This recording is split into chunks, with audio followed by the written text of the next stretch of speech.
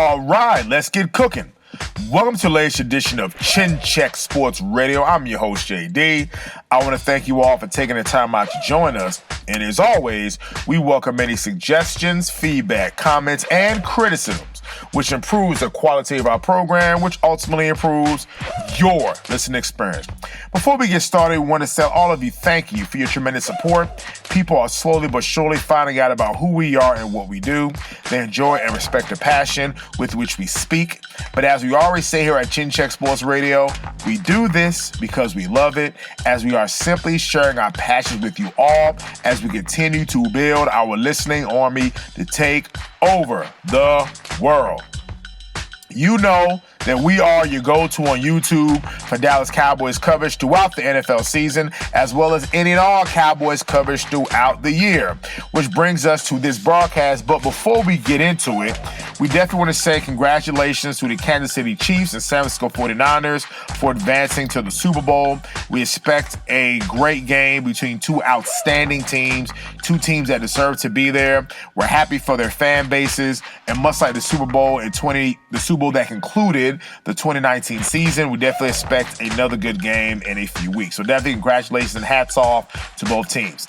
Now going into the Dallas Cowboys. The Dallas Cowboys with another disappointing early playoff exit that's been discussed ad nauseum, not only by us at Chin Check Sports Radio, but by obviously the mainstream sports media. But of course, you come to us for the truth. You come to us for the breakdown, and this is what we're going to do here. So, discussing what the Cowboys should do to build a roster.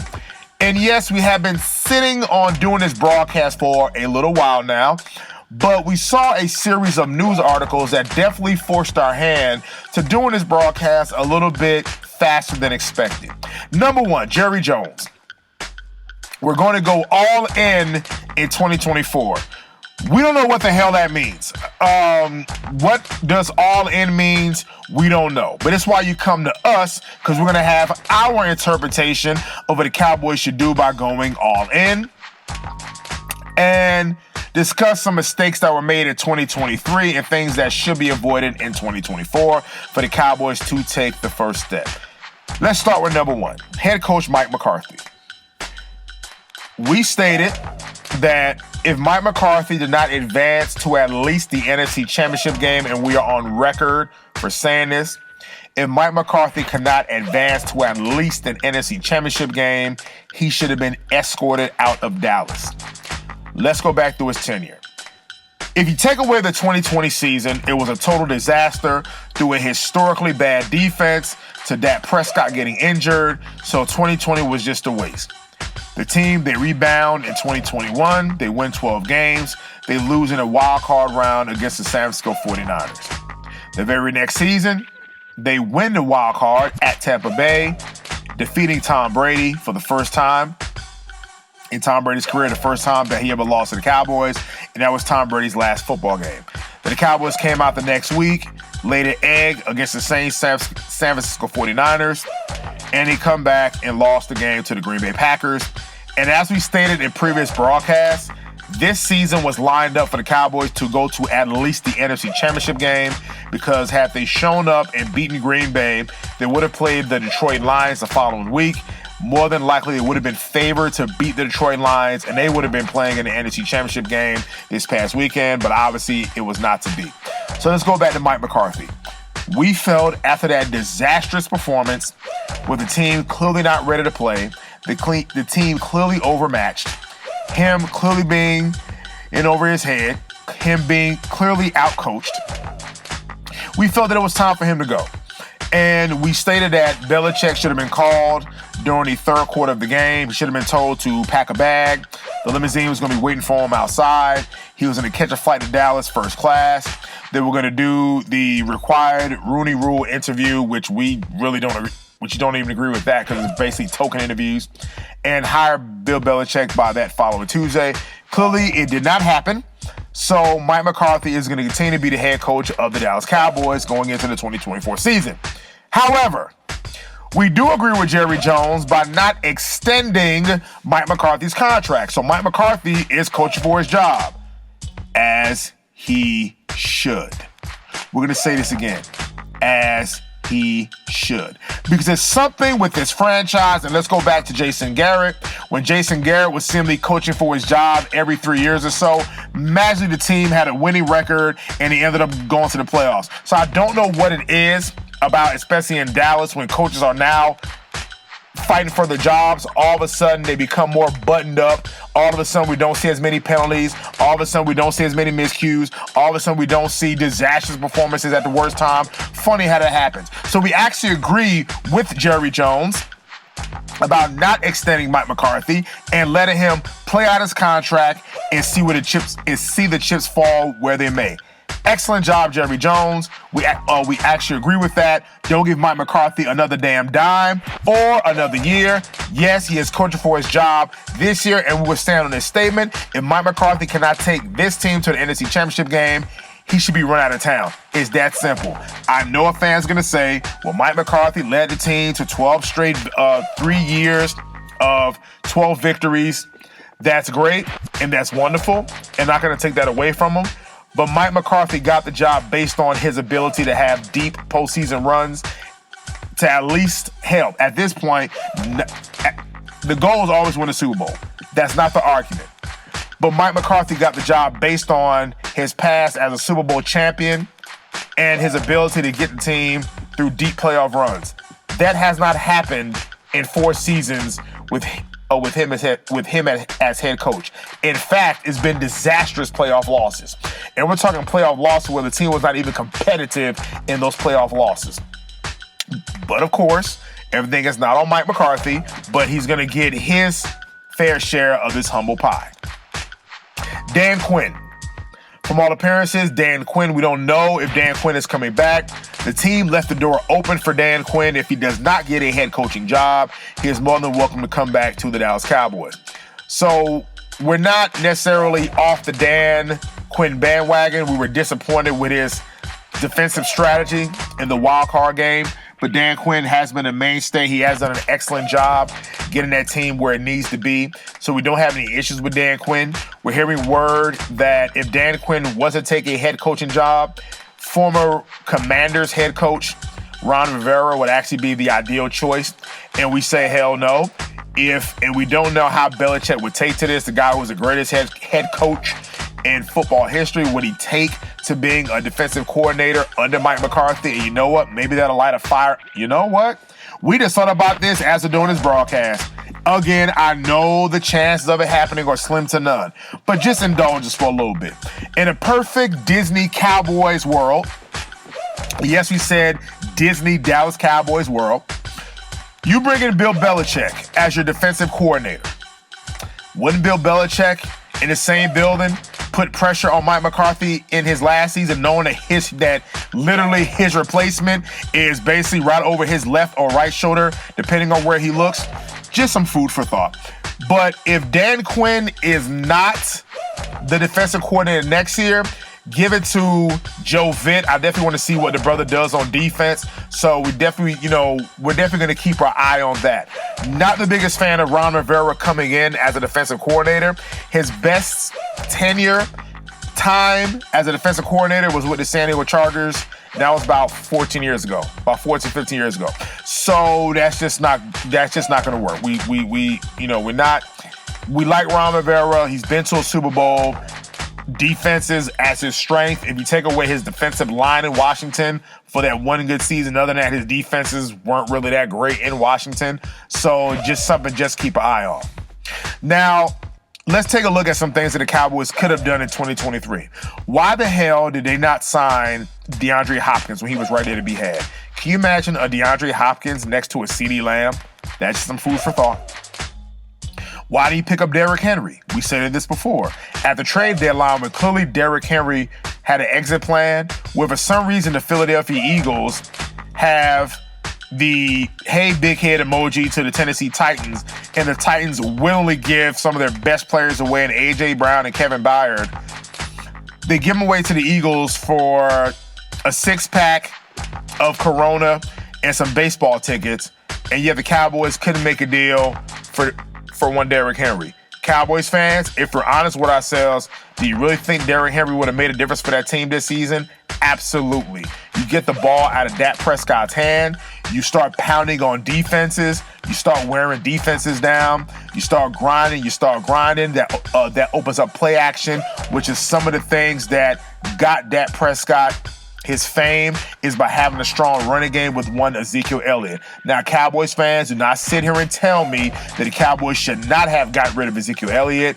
Yes, they should have, because the level of production that we were getting was not equal to the salary that he was making. Tony Pollard show burst at the end of the season. Argument can be made, maybe he was working his way back, but we still feel that he's best suited for a two-back offense, and the Cowboys should have gotten it back like Derrick Henry.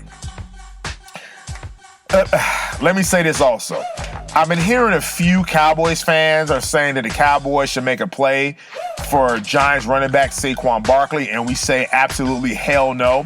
Saquon Barkley is a good weapon, a damn good football player, an exciting football player, but a little thing happens to Saquon Barkley mostly during his NFL career. He's been injured, and we don't have time for that. We don't have time to hedge our bets on a Saquon Barkley who was injured even when he was younger. So we're not talking about even getting older. When he was a younger Saquon Barkley, he always seemed to be dealing with injuries. I know the argument against Derrick Henry is going to be that he's a 30-year-old running back, and 30-year-old running backs, they're not the same anymore. I think if we can get 2 seasons out of a Derrick Henry, since the Cowboys are going all in, so I'm going to throw this back in the atmosphere. Since the Cowboys are going all in, why not get a Derrick Henry 1 or 2 year deal? Something on the minimum, and have a good solid running game to really wear down defense, take the ball out of Dak's hands, and start making things happen. So let's go to the offensive line. Folks, do not be fooled by the Tyron Smith fool's gold. Tyron Smith is one of the best offensive linemen that the Cowboys have ever had. That's not even up for debate nor discussion. In terms of the prototype, he is a prototype of the modern offensive tackle. Lean, sleek. The man has a six-pack. It's just ridiculous that a guy of his size is built like that. We're talking about an offensive tackle with a six-pack. First ballot Hall of Famer. But we do this every year in Dallas where at some point he's going to miss time. What worked in the Cowboys' favor that he didn't miss too much time this season, but the reality of it is this. The man is going to get injured, and we do not have all this time to keep hedging our bets on the health of one Tyron Smith. We said years ago, yes, he did play well down the stretch, but we said years ago the Cowboys should have moved on from Tyron Smith, let him be an assistant offensive line coach, or move on and draft younger talent. But because he had a good season, the Cowboys, again, are going to be fooled by this, and whether to give him an extension or let him keep playing, then, of course, something's going to happen in the preseason or during practice or the beginning of the year where he's going to get hurt, miss a significant amount of time, and the offensive line is in disarray. So, Cowboys, don't be fooled by this. Start looking for Tyron Smith's replacement. Cut the crap, make it happen. Let's move down to Tyler Smith. Tyler Smith, damn good season. He's a mainstay. Even when he was drafted, I didn't hear anything about this guy, but I had faith in the Cowboys because their offensive talent that they drafted in the first round have been key, solid contributors for that team. So we definitely gave him the benefit of the doubt. I think it's working out pretty good. Tyler Biadasz. We've been a little up and down on Tyler Biadasz. We said that he had one more season to prove it, and we thought Tyler Biadasz has played well. There are some Cowboys fans that are saying that maybe they can let him walk because he's on his last deal. I think Tyler Biadasz is that okay to good center. Do you want to upgrade? He's not a Travis Frederick. I know they both went to Wisconsin, but he's not a Travis Frederick. Travis Frederick would have been a Hall of Famer if not for his autoimmune disease and his early retirement. So it depends on what the Cowboys want to do. I'm okay if they keep Tyler Biadasz. I think he was solid. I think he did okay. So, again, you can always upgrade, but if you don't find anything better, he's a keeper and see what he does in the next 2 years. Zach Martin, Hall of Famer, does great. Eventually, let's start getting some of these young guys more reps. Terrence Steele, undrafted free agent, got valuable playing experience in 2020, and we're not sold on Terrence Steele. He had some good moments. His best game was the Eagles game. His worst game, was the Eagles game, and that game stands out. But he's been okay. Nothing to really write home about. I don't really have anything to say about that. If they were to move on from one Terrence Steele, I actually would be okay with that. I wouldn't necessarily be heartbroken. So, in the tight end room, you have Jake Ferguson. The guy's a keeper. Peyton Hendershot, okay. Luke Schoonmaker, who, ironically, the Cowboys could have drafted other players instead, but it is what it is. We're stuck with this guy. So we're okay at tight end. Wide receivers, you got CeeDee Lamb. Now, again, before we start breaking over the checkbook to CeeDee Lamb, replay CeeDee Lamb the first half of that playoff game where you're in the playoffs and it's sad when Greg Olsen and the announcer at Fox is saying that there's some type of weird dynamic and chemistry going on between CeeDee Lamb and Dak Prescott. That's pretty bad, and that shouldn't happen. Elite teams don't have these problems in a wild-card game at home.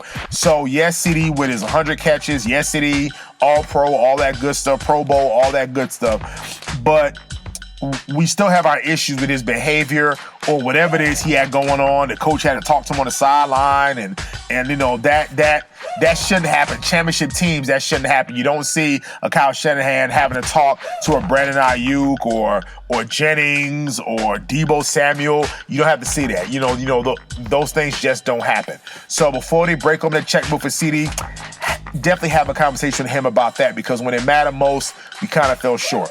Brandon Cooks, he definitely was okay. Now, Brandon Cooks, be quiet, brother. We saw your tweet that this should make us, whether watching the Detroit and San Francisco game, this should make us work hard and stuff like that. You and the rest of the Cowboys should just shut it up. We don't want to hear anything what y'all have to say on damn social media.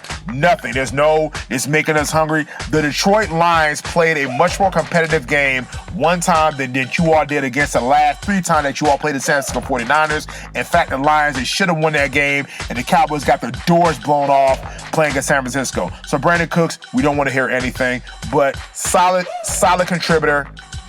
It is, solid contributor. He's a keeper. Jalen Tolbert made plays here and there. I think he's a keeper. Do I think the Cowboys can use one more explosive weapon? Absolutely. Should Michael Gallup be shown his bags and bags waiting for him outside of the star? Absolutely. We're just not getting the production. Now, Cowboys fans can always harp on the fact that they, quote, chose Michael Gallup over Amari Cooper. But I don't let Cowboys ever lose sight of the fact of the same Amari Cooper that was shut down against Stephon Gilmore. The same Amari Cooper who did nothing against the Jets. The same Amari Cooper who did nothing at the Philadelphia Eagles, in fact, pulled them out of the game. So we're talking about critical time, crunch time, where Amari Cooper did nothing. Not taking anything away from Amari Cooper. Great receiver. Had a resurgence, especially in Cleveland. So, but I understand why the Cowboys gave the money to Michael Gallup, because Amari Cooper was going to command top dollar. You have a young stud receiver in a CeeDee Lamb who the Cowboys are going to have to pay at some point. So you think, and at that time, people forget, you had CeeDee, Amari, and Michael Gallup, who all had 1,000-yard seasons. So I can see why the Cowboys made the decision that they made. So, but Michael Gallup, brother, it's time for you to go. You're definitely not making it happen. So the Cowboys, we feel, should definitely get an explosive weapon. On the defensive side, now here's where the Cowboys get on our damn nerves. Can they stop drafting thick defensive tackles, making them lose weight to turn them into pass rushers, and then wonder why you can't stop the run? Can we please stop with getting these undersized defensive tackles? Because you're getting ran on, because you want to be a pass rush team. Stop. You drafted Quentin Bohanna, who was easy win about 350, 360 pounds, make him lose 20, 30 pounds, and then wonder why he can't stop the run. You drafted Mozzie Smith, have him lose weight, because I'm looking at Mozzie throughout the season.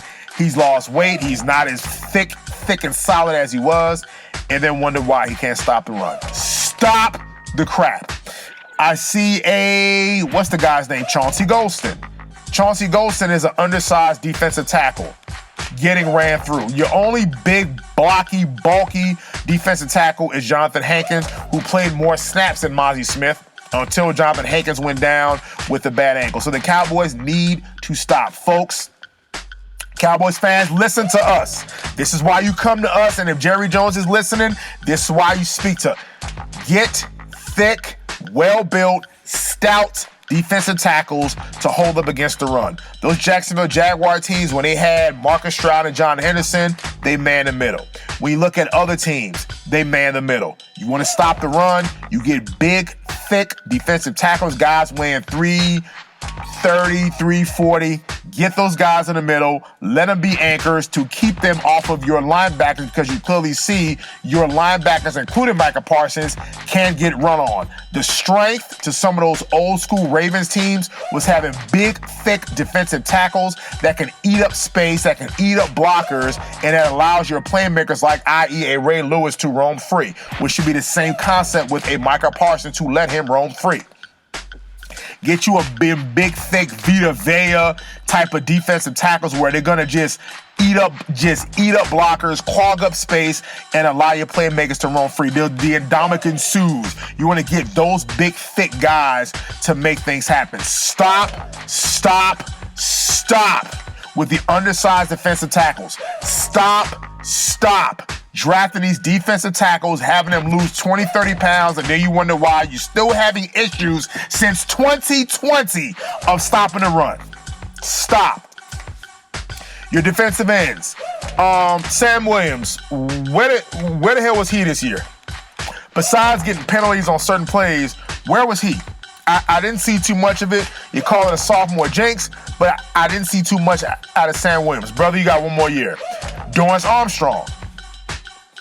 Didn't see too much out of Dorrance Armstrong. He had some flashes here and there, but I don't think his impact was as there as it was in 2022, which goes to a stat that we just read. It's something that, we look at stats, when we watch the game, we have a feeling. We should say, what is with the Cowboys pass rush? Where is it? Why are they only relying on Micah Parsons? Versus 2022, where Sam Williams was getting pressure, Dorrance Armstrong was getting pressure, Dante Fowler was getting pressure, and the numbers actually back that up.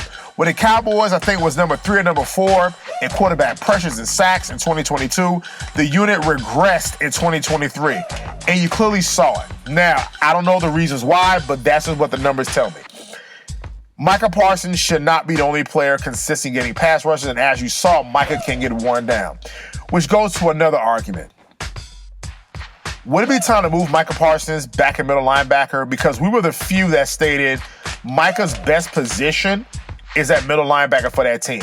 But we know pass rushers, and that's where the money is. They get the highlight, they get the sacks. That's what people talk about. But you had degenerates and reprobates like Skip Bayless. Somehow Micah Parsons should be rushing the passer on every single play. There's an alarmist stat that has emerged from Micah Parsons. When the season first starts, his sack numbers are through the roof. As the season progresses, his sack numbers drop precipitously. That's a problem. That shows he's getting worn down, and that shows that he's being run on.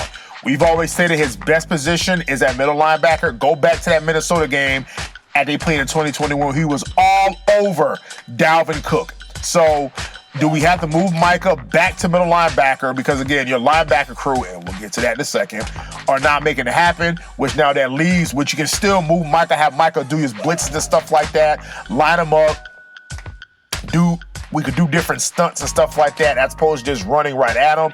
That's when you have your Dorrance Armstrong, your Sam Williams, and your Dante Fowler make it happen. If y'all can't make it happen, it's time to show you the damn door. So to maybe move Michael back in the middle, that should shore up your running game. We forgot about Osa Odighizuwa. He too starts off seasons well, but tends to wear down as the season goes on. So again, get thicker defensive tackles. Your linebackers. Let me see. You have nothing at linebacker. Are we really impressed by Damon Clark or Damone Clark? The answer is a hell no. Leighton Vander Esch. Besides poor... Now, when did Leighton Vander Esch become Brian Urlacher? Because if you listen to some Cowboys fans, when he went out, the run defense got poor. I've watched Leighton Vander Esch miss tackles, be out of position. You see the problem with Leighton Vander Esch, he'll make a critical play at a particular time, and then Cowboys fans forget all his other sins. Leighton Vander Esch has not played to the level since 2018. There's nothing to talk about. It's time to move on. Nice guy, great guy, but it's time to move on. And not even saying his injuries, lack of production the production is just not there. It's time to move on. It's time to get you thick, solid. Stop getting the hybrid, the Marquise Bells, hybrid safeties and tournamented linebackers like you did with Keanu Neal, and Marquise Bell has been a revelation. But you saw what happened eventually when teams scouted Marquise Bell. They ran right at him. Get you some stout linebackers. Obviously, your weak side linebacker, that's your speed, and you have your thick linebackers since you're having problems stopping the run. Get you some stout linebackers. Your hopes should not be pinned on the Texas linebacker, former Texas linebacker, the Marvin Overshawn. And I'm listening to Cowboys fans, well, when Overshawn comes back, we should be good to go. You should not pin your hopes on a guy coming off of an ACL injury. Yes, he showed flashes when he did play in the preseason, and we've always said that your natural talent will show during the preseason. Go back to DeMarcus Ware first preseason game against the Seattle Seahawks. You knew he was going to be something because his talent jumped off the page. Kind of similar with this kid. The problem is, unlike DeMarcus Ware, this kid tore his ACL, essentially redshirting his rookie season. How long will it take for him to get back to have that same explosiveness before tearing the ACL? So this is why Cowboys should not pin their hopes on this kid coming back. Schedule some linebackers and get you some solid linebackers in that room, because your linebacking core is as weak as they come. Again, Damone Clark reading plays, not reading plays. He's out of position. It's just not happening. Leighton Vander Esch through injuries and poor play is just not happening. You need a whole new upgrade, the linebacking crew. There's a guy, Alsh, and I don't want to mispronounce his name, so we're not even going to say it, but there's a guy with a Islamic type name that plays in San Francisco, solid linebacker. Maybe make a play for him or something of the ilk. But the Cowboys clearly have to upgrade their linebacking room. In the secondary, with Trevon Diggs should be coming back. We definitely want to thank Deron Bland for stepping up. We called his name out by saying he's one of the guys that should step up to the plate this year, even in the absence of a Trevon Diggs, and he definitely did do that. Of course, he's a feast or famine, big player, bust type guy. You kind of take what you can get. I wouldn't mind him bringing back a Stephon Gilmore. He was injured in the playoff game, but we thought he played admirably. He doesn't have the same athleticism that he had, obviously, when he was winning Defensive Player of the Year. Even when the Cowboys were winning games at the beginning of the season, we were critical of Stephon Diggs because he was being beat on a few plays. But he also made some key plays during the season. Didn't have his best game against the Green Bay Packers. So do you bring him in for depth? Yes, I'm actually okay with that. We'll see how Trevon Diggs will progress, in his rehab and his recovery. How much exposure does he have? So that'll be something just to monitor. But our secondary was okay. We definitely apologize to Jordan Lewis because we were not the biggest Jordan Lewis fans. We always just felt Cowboys fans, they talk about this guy as if he's Deion Sanders. But we definitely give him credit. Playing in the slot, he made some plays here and there. So if you want to bring him back, that's fine. Your safety room. Not impressed with our safeties this year. Donovan Wilson was playing at a Pro Bowl caliber level in 2022. The production was not the same. Funny, after getting some money, it wasn't the same in 2023. I'm not impressed with our safety room. Jaron Kearse asked him to be out the damn door. I just didn't see it. Malik Hooker, I just didn't see it. So I'm just not happy with our safety room. Not at all. Our defensive ends, besides Michael Parsons, are okay. Tank Lawrence is okay. But our safeties, we need some help. Not happy with Jaron Kearse. Donovan Wilson, you got one more season. Because we wanted some money. You all over the place. Now you got some money. You ain't making it happen no more. Malik Hooker, through injuries and inconsistent play, you ain't making it happen no more. So the Cowboys clearly need to upgrade in those positions in order to be a championship-level team, because this is how good the San Francisco 49ers are. Ilfonga, their Pro Bowl safety, went down. Actions that the defense ever missed a beat.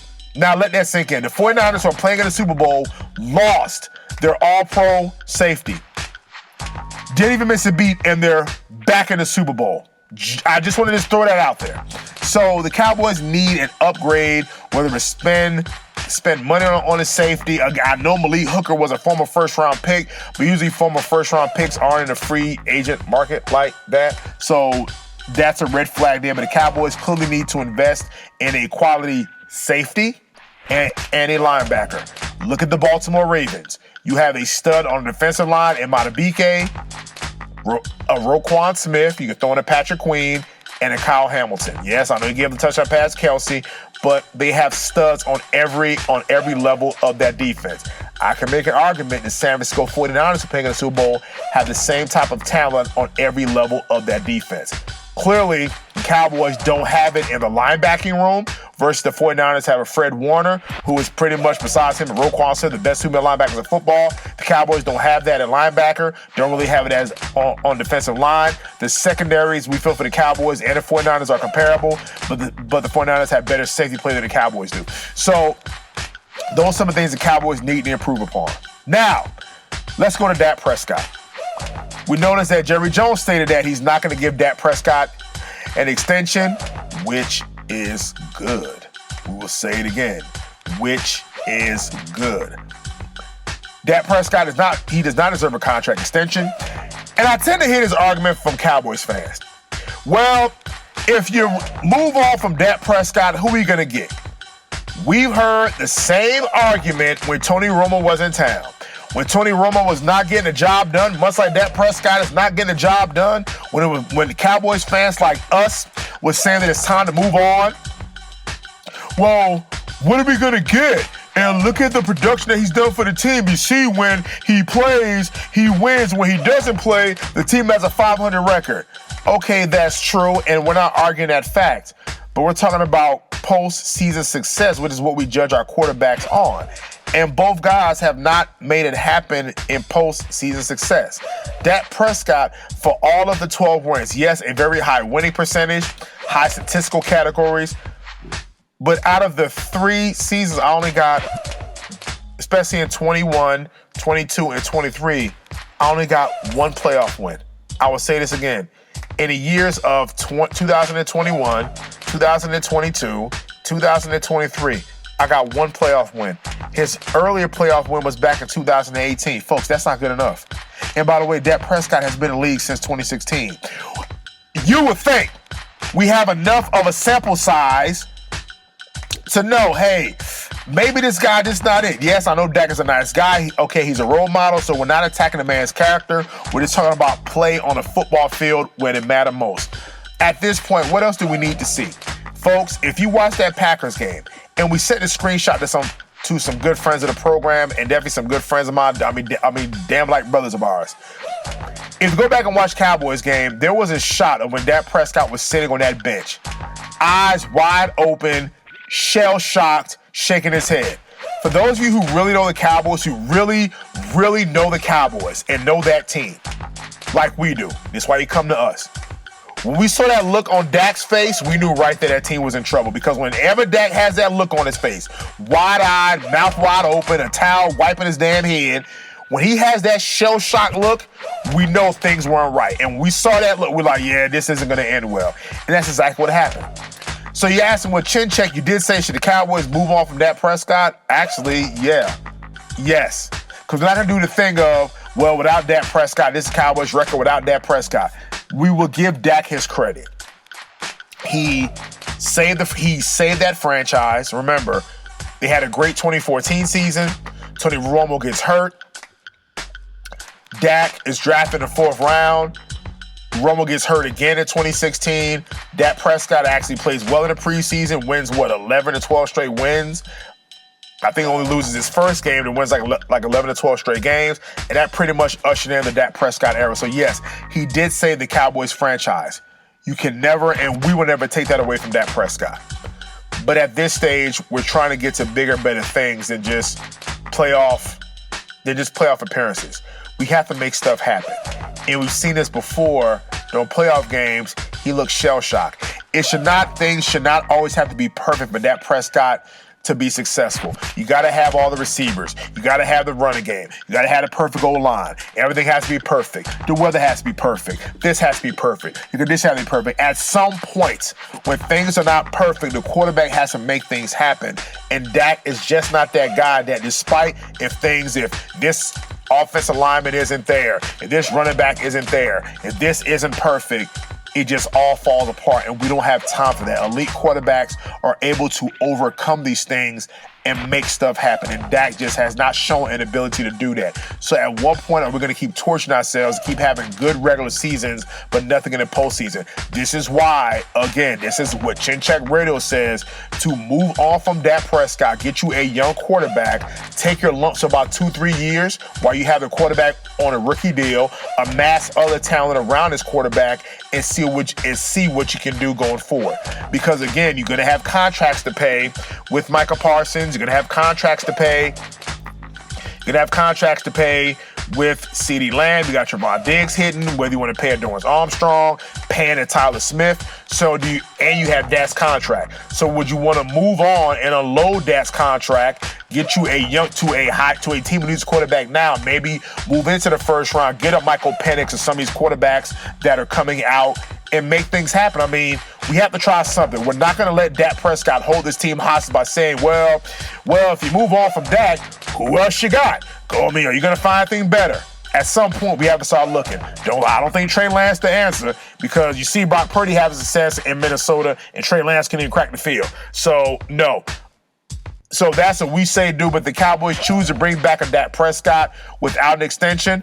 We're okay with that too. Let him play for his job. Again, at some point in Dallas, guys tend to play better when they're fighting for their job or coaching or trying to play for a contract. All of a sudden, that's where play improves. All of a sudden, turnovers go down. All of a sudden, decisions start being better.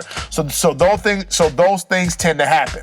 But we definitely want to touch bases with definitely our fans and definitely fellow Cowboys fans about things Cowboys should do in the 2024 season. We don't have any mock drafts, but these are some mistakes that were made, and some things that the Cowboys can improve to take it to the next level. So definitely want to shoot us an email. It is chinchecksportsradio@gmail.com. Once again, it's chinchecksportsradio@gmail.com. And until the next time, it's Chin Check Radio. Signing out.